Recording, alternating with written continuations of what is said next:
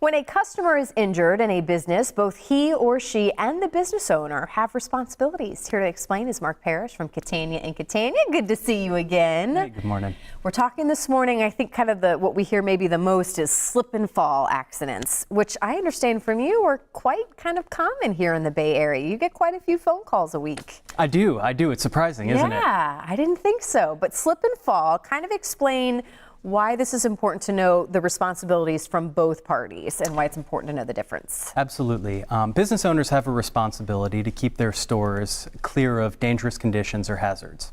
And sort of on the flip side, as customers, we would expect that from them, and we expect to be able to go into a store and not encounter any sort of known dangerous conditions or hazards that could cause us injury. And that covers everything from what I understand, flooring from where people are walking, railings on stairs. You were telling me even lights above. I mean, there's some things you may not even think of. And I hear something different every day. Yeah, and once I think I've heard it all, Yeah. I hear something new. And so it's always interesting. Especially if the business owner, I'd imagine, knew of it previously, which is, I'd imagine, the big no-no there. And that's a huge component when looking forward towards bringing a lawsuit for this, because the business owner has to have knowledge and notice of that condition. Otherwise, they don't have an opportunity to fix it or repair it, or at least make it known to a customer that it exists. Okay. And so that's why it's such a huge thing. You have a great example with blueberries. Let's talk about that in a grocery store, because it kind of, you can differentiates the two. Absolutely. Because oftentimes if I was walking behind you in a grocery store and you knocked some blueberries over and they fall to the floor, if I come up 10 seconds later and I fall, the store has no knowledge of it. They have no notice. There's nothing they could have done. But had those blueberries been just smashed and mangled and dragged across the floor, at that point it's been pretty obvious they've been there for a while and that the owner should have been on notice and they should have done something about it. Okay. So when kind of looking at these slip and fall accidents, what is it that the person who's injured, let's say the person who slips on that, what do they need to know or to do? Well, oftentimes it's not as clear as blueberries on the floor. And the biggest problem I have when clients call is I ask them, well, what did you fall on? What caused you to get injured? And oftentimes they say, I don't know. And I say, well, if that's the case, there's not much I can do, but what can you tell me? They say, well, there was liquid on the floor. Well, was it clear? Was it blue? Do you know how long it had been there? Do you know where it came from?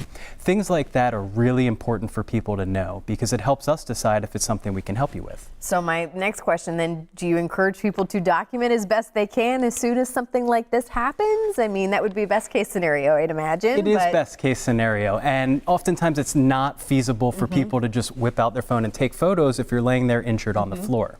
But I always recommend go to the store manager or go to an employee. Legally, you have to do that by a certain amount of time? No, but it's important for you to try and get an incident report, and that way you can have some sort of documented paperwork showing I was in this store, this is what happened, and you have it for your own records to keep if that way you don't have an opportunity to take photos. I know we've talked about auto accidents and making sure you go to healthcare professionals right away. Is there any kind of deadlines we need to follow there as far as injuries and seeking medical treatment afterwards? I always recommend that people go as soon as possible.